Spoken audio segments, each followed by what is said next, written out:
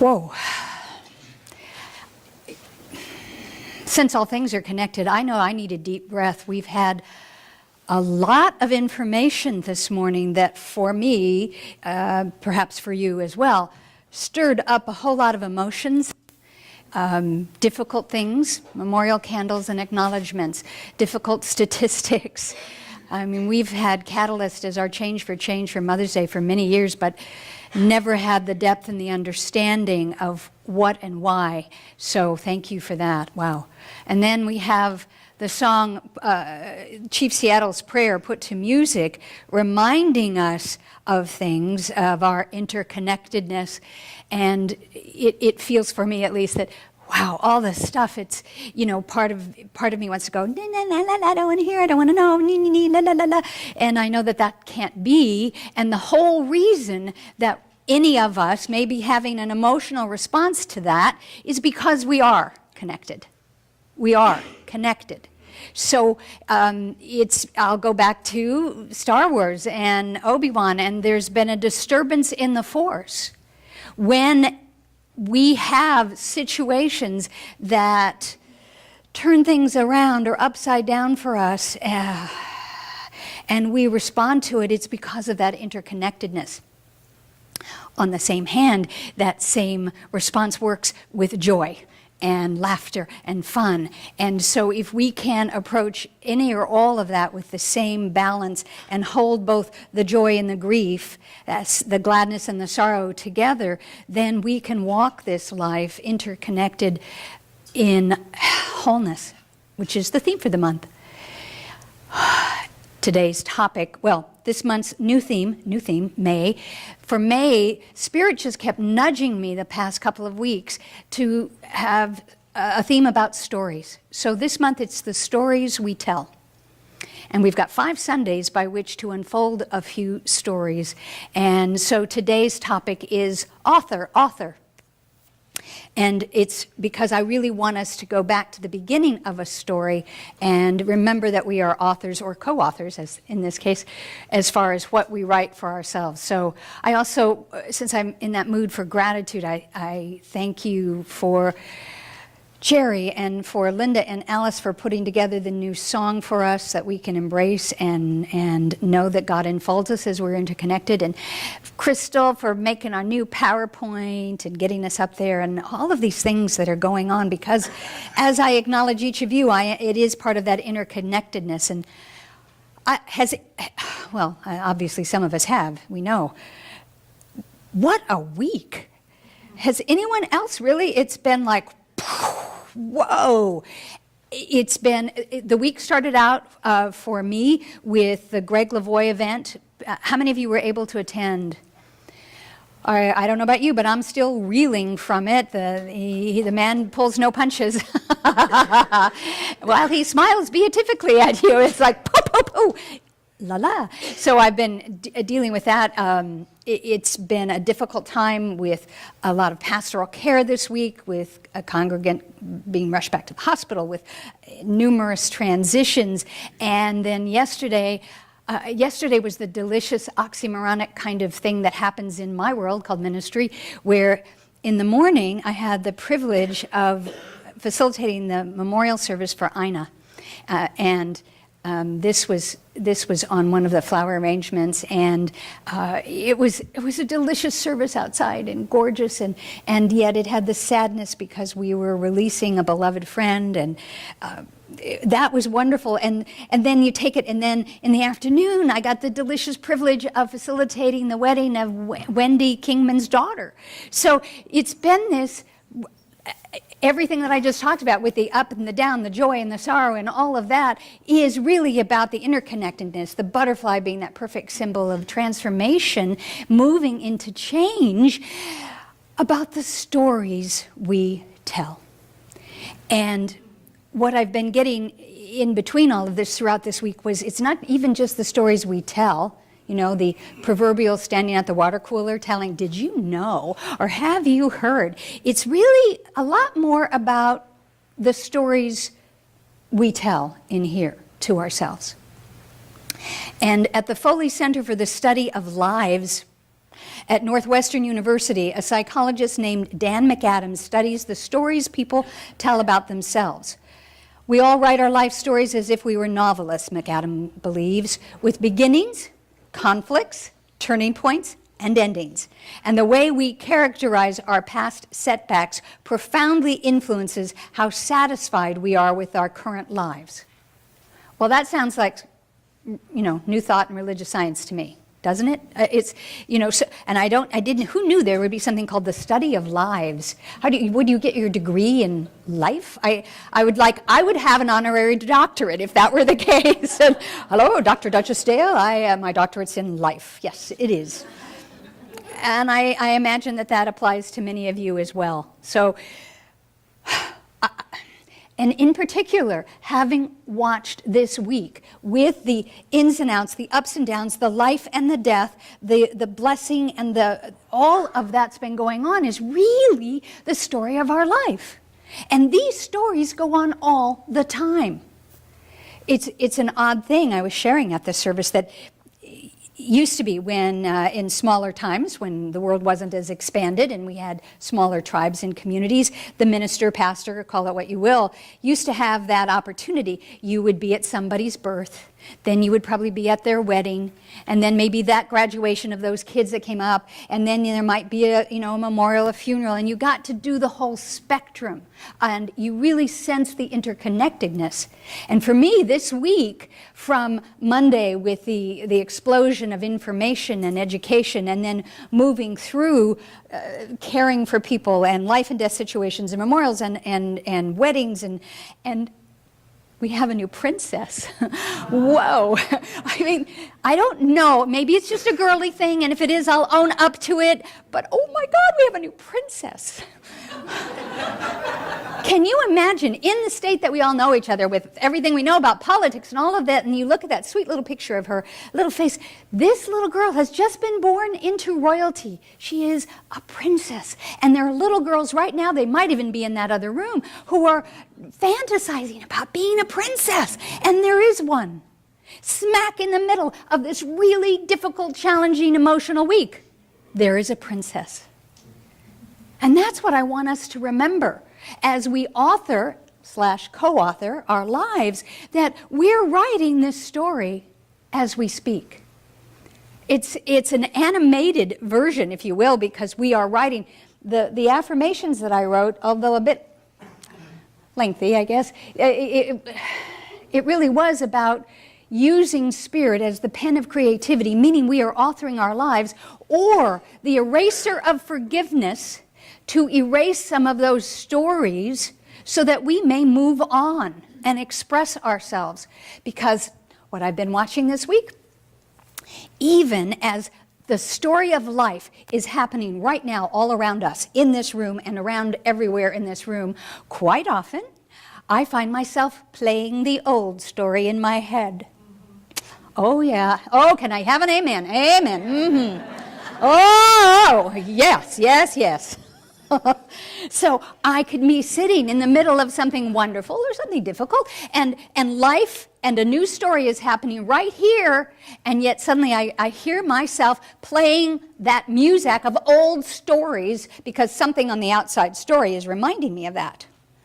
And then I start playing that, and about, 30 seconds, maybe 2 chapters into it, I suddenly go, whoa, wait a minute, where am I? I'm not in present time. I'm not being mindful. I'm playing that old story, and that old story does this, this, and this, and I'm going to respond this, and this, and I don't even realize that's got nothing to do with the story that is being created in front of my eyes. And so my charge for us today is, I've got a whole bunch of really cool quotes, because in some ways I was so busy living the story this week, I couldn't write about it. It was like, just be it, Duchess. Share it. It's more about that incredible, spontaneous, and right now, instant story of life, rather than about what I wrote. Because what I wrote, or would have written, or the quotes, really have little to do with this present moment, with the exception of if it inspires you to be back in this present moment. So the first quote I have is from author Patrick Rothfuss. I don't know the gentleman, But he confirms all this by saying it's like everyone tells a story about themselves inside their own head. Always. All the time. The story makes you what you are. We build ourselves out of that story. Well, again, that's pure science of mind. So if that's true, if we just want to, play with that, for a moment, hypothetically, if that's true, then, oh my goodness, we really do have to pay attention to what story we're playing in our minds. And some of them, as I said, are on loops. That's a kind of an audio term. It plays on a loop. It goes over and over again, repeats. If you've got a story that's on a loop and a track and it keeps repeating, guess what? Because we know it in our philosophy and our teaching, if that's going to be your story, if that's your headline, you're going to outpicture it in every chapter. Sometimes on every page. And then as you turn the page, you go, well, why is that showing up again? I went to church on Sunday and I affirmed this, this, and this. And then Monday comes, you turn the page, and it's da-da-da-da, here it is again, and you go, well, what did I do? What's wrong? Well, I think it's about us recognizing that interconnectedness with all life and writing a new story or erasing with forgiveness so that we have a clean page upon which to write. The wonderful author of the book Life of Pi, whose name is Jan Martel, writes, "The world isn't just the way it is, it's how we understand it, no? And in understanding something, we bring something to it, no? Doesn't that make life a story?" Yes. Yes. So some of us are walking around through life acting, I don't know, all of us have different book inclinations. Some people buy biography, some people like science fiction. There are those of us who have nonfiction stacks, rising like the... A lot of us have a lot of books. And so we're drawn to certain qualities in the books for different reasons. And I'm wondering if our life, if it is a story as this incredible author might imply, I'm wondering if our life is outpicturing the science fiction or the romance drama or something else that's going on. Some days I really wish it would just go back to things, like Seuss or, some little lighter stories instead of the Shakespearean Macbeth stuff that seems to crop up. And it's how we write our story. It's how we read and interpret our stories that make the difference in what we're going to outpicture here in the world. Orson Welles says, "If you want a happy ending, that of course depends on where you stop your story." Oh, I love that. I love when a quote does this, It's like, well, and it's true. Right now, there's probably a good portion of people in this room, for whatever reason, are having a challenge in their life that almost makes them feel as if Peggy Lee is singing, "Is that all there is?" It's like, And I'm not, that isn't me making fun of that, because I'm one of them in that, by the way. So whatever the circumstance on the external side of life is making one or all of us stop in that consternation. Wow. We need to perhaps look at how we do this differently so that that happy ending that we seek, we get out the pen of creativity, we smooth out our clean new page, and we begin to write a new story. And much like all the movies and TV things you see whenever there's a writer there, I particularly like the ones with the old-fashioned typewriters. I love typewriters. I know, I love my Mac, but I love typewriters. I love the sound. I love the tactile sense. There's even a new app that Tom Hanks created called Hanks, I think it is. Anyway, you can write on your iPad or your phone or whatever, and it makes typewriter sounds. Oh, It was a dark and stormy night. It does. It has the whatever that's called. So in those movies, when the writer is typing or writing, and then they write something and they don't like it, what do? They pull out the page, crumple it up, and throw it away. Well, hello. Why is it that we don't do that? We walk through our life and we come up to a conflict with a person and it's like, oh, and then we take that with us wherever we go because look, that's that conflict. Oh, yeah, and oh, did you know? Oh, let me tell you. Oh, did I underline it enough? Were there enough exclamation points, et cetera, et cetera? The font wasn't big enough because we keep playing the story over and over again. Whereas instead, we can pull it out and go, oh, no, I don't like that story. I don't like where it's going. I want to change that. Crumple, crumple, crumple. Make sure you recycle. I know. It's not, being Chief Seattle aware, you want to take that paper and reuse it or recycle it or both. Shred it. Shred it. You can shred it if you need to shred it, Nancy. Yes, yes, yes, yes. Then you have confetti. How about that? You see how you can turn anything around. So you just typed something, you wrote something that was heart-wrenching and difficult and painful, and you don't want to recycle it, and you want to shred it, but so you want to turn it into something better. Well, shred it and then throw up confetti and go, ta-da! It's a choice. But I think many of us grow up thinking that what we hear in our heads, feel sometimes, that that's our story, and we're stuck with it. No wonder that many of us grow up wanting to be princesses and things, because we want a different story. We want a fairy tale with a happy ending, and I will listen to Mr. Wells and say, okay, there's still time and room for that happy ending, because my life isn't over, because I have a fresh ream of beautiful white paper, recycled as it were, and I may start over, and then you get to choose whatever instrument you want. You can have your typewriter, you can have your iPad, you can have crayons, you can have big old Mark-a-lots, or maybe you like, I like pencils. I like to write with pencils as well as I like to type, because I can erase. I'm not here to tell you which instrument to use by which to write your story. I'm just asking you to do that. Deepak Chopra says, you have to think of your brand as a kind of myth. A myth is a compelling story that is archetypal. If you know the teachings of Carl Jung, you'll understand that. It has to have emotional content and all the themes of a great story: mystery, magic, adventure, intrigues, conflicts, contradiction, paradox. Okay, I really don't think there isn't one person in this room who doesn't meet those requirements, who hasn't had emotional content, mystery, magic, adventure, intrigue, conflicts, romance, paradox, ups, downs, yada, yada, yada, yada. Births, deaths, lives, graduations, broken hearts, promotions, etc., etc.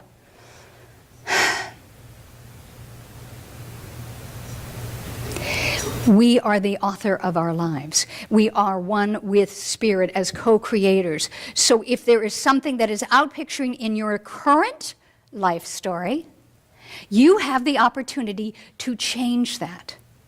We teach a gazillion methods, well, maybe only 12 or so, by which for that to happen in religious science.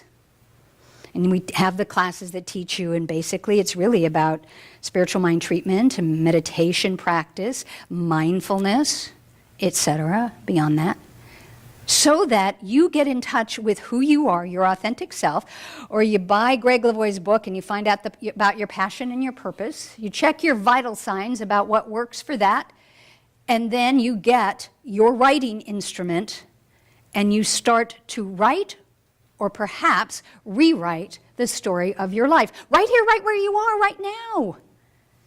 This doesn't have to be the kind of thing that, well, that would have been nice at 20. You know, somebody had told me that. And I'm hoping that by telling all of you that that gets to children and grandchildren and children, oh my.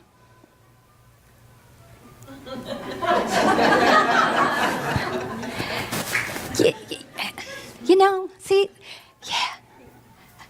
There's a oh gosh, that's going to be that weird thing on the audio tape or YouTube. They're going to click onto YouTube and go, why is she doing this little dance? They may not hear that. So, oh well, it's because I'm rewriting my story and I have underscore music under it. I do. I know, we've talked about that. I told you, I have anthem songs, and you can choose a song. And the reason that I start out with one of the songs in the morning when I come in is because it always has a reflection and a connection for me about the topic. And this is going to be the best day of my life is the song by American authors. And yeah, it's upbeat and blah, blah, blah. But what I like about it is I like that I have that memorized and I'm playing it over and over in my head. Even if I think, I don't know if this is the best day of my life, this is a difficult day of my life, or I don't know, I'd like a nap for the rest of, whatever it is that may be going on, what I'm doing is I'm aligning with that intention. And it's as if I took that blank piece of paper and my typewriter and said, this is going to be the best day of my life. I automatically change my energy. Instead of the way stereotypical stuff, you wake up, it's Monday morning, whatever, or whatever your equivalent of that is. This is going to be the best day of my life, even as it includes the difficulties, the memorial candles, the things that we have yet to do, the information that we hear, whether it's about how we're treating our planet or how we're treating women in this society. That doesn't sound or feel like the best things, but this still is the best day of my life because it's the day I've got today. And the privilege of the story that can be changed when one gets to go to Enloe or go to a memorial service and you see that fragility and you see that interconnectedness, I am, always keep it in that I am grateful to affirm that this is my day. Because I have it. It's mine. And I can choose to fritter it. I can choose to whine. I can choose to celebrate. I can choose to throw confetti. I can choose to have some music underscoring. I can choose anything because I am co-creator with Spirit to write the story of my life and to keep writing it towards that happy ending beginning. Because we also know, Reverend Kathy talked about it, Greg Lavoie echoed it from the book Bridges, Transitions by William Bridges. Sorry, Transitions is the book by William Bridges, is that you have a beginning, then you have a neutral zone, then you have an ending. But really, it's the other way around. You have an ending, you have a neutral zone, and you have a new beginning. And so I'm moving us to the new beginning, so that we are co-authoring that which we wish to see outpictured in our lives and the stories we want to tell and the stories we want to hear other people share about us. Because sometimes I think we also get hooked into what other people think about us. Now, that never happens to any of us, does it? No, I rise above that. Don't you? But we get worried about that, or we have. It's possible. And we don't have to do that because we get to write these stories. Wow, wouldn't it be nice to write the characters in it too that you want? And the locale and the scripts and again the music. That's really a key piece to have that music. Co-authoring the story of your life as you want it to be seen, as you want it to be heard, as you want to experience it. So what I have for us is a little tiny process so we can wrap this up. So if you would just breathe, close your eyes. I'll do this process and then I'll take us into closing prayer.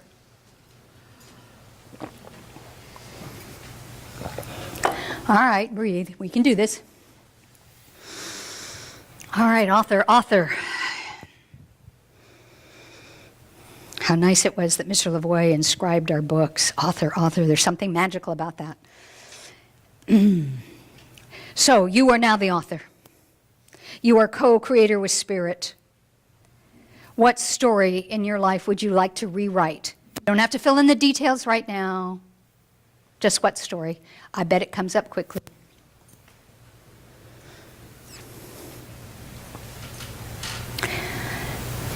And as that story, that idea, that feeling comes up, just take note of it, put it on a sticky note, and post it somewhere for later. You don't have to deal with that right now. You don't have to drum up the emotions. You don't have to look for solutions. You don't need to fix anything.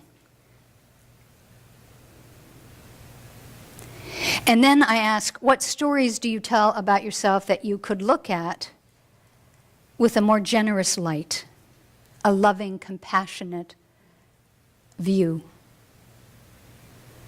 Take even just one example in your life where you've been so hard on yourself about the outcome or about how you did or didn't do something, and step back as the author and director and producer. And is there some story in your life that you could look at by casting a warm pink light of compassion upon?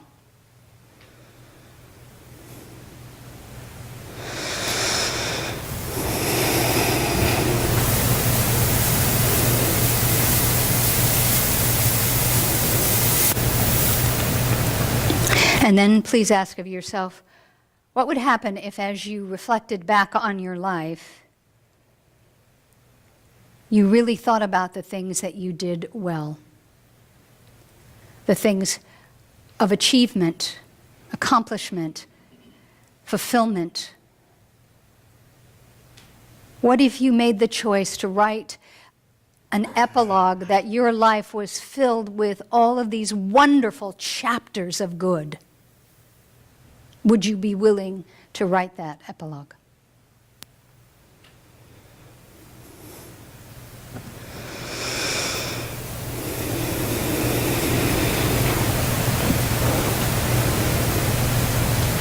Within that epilogue means you're being grateful for the accomplishments and the satisfaction, as well as the things that were challenging.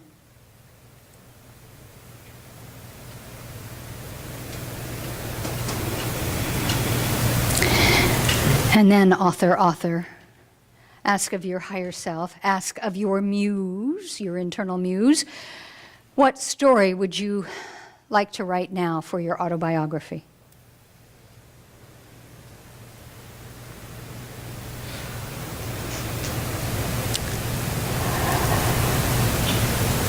What bullet point notes can you give to yourself towards that happy beginning?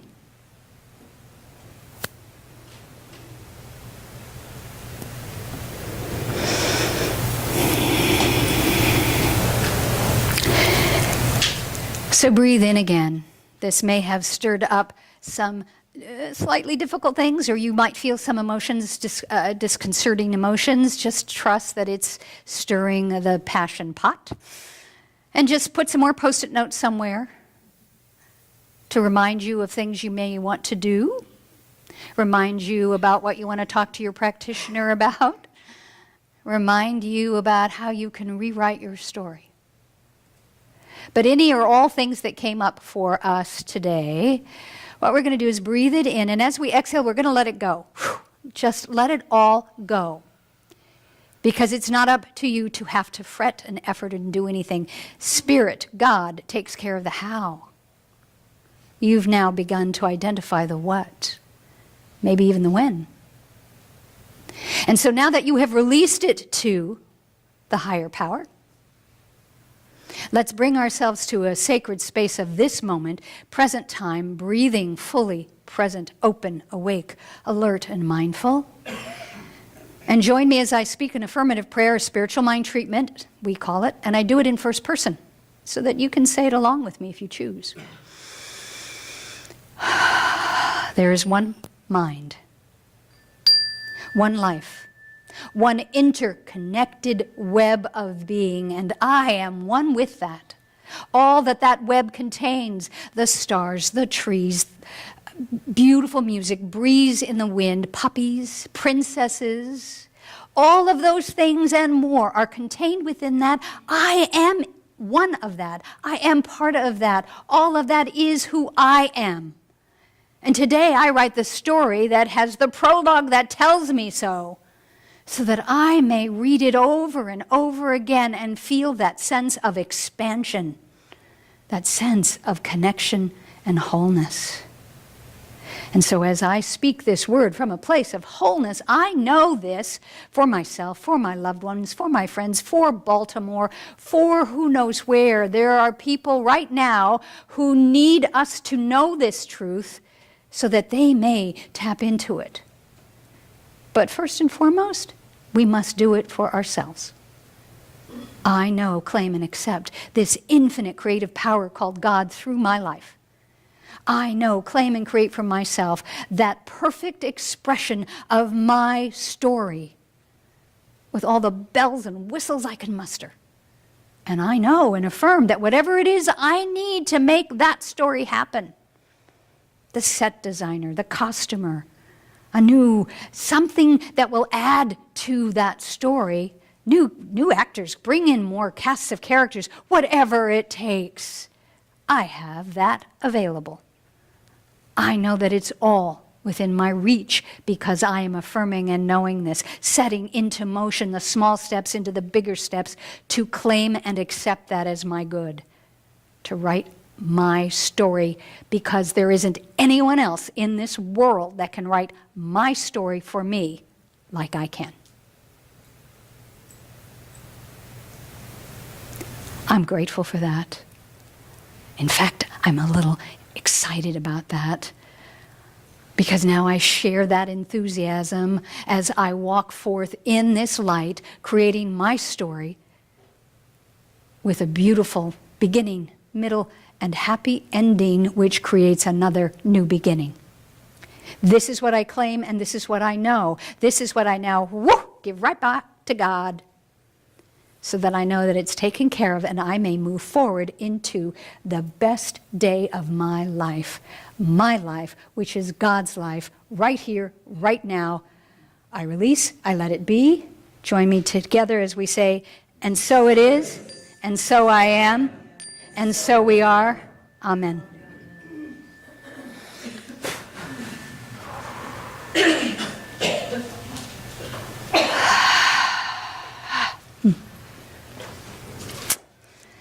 So it's at this time that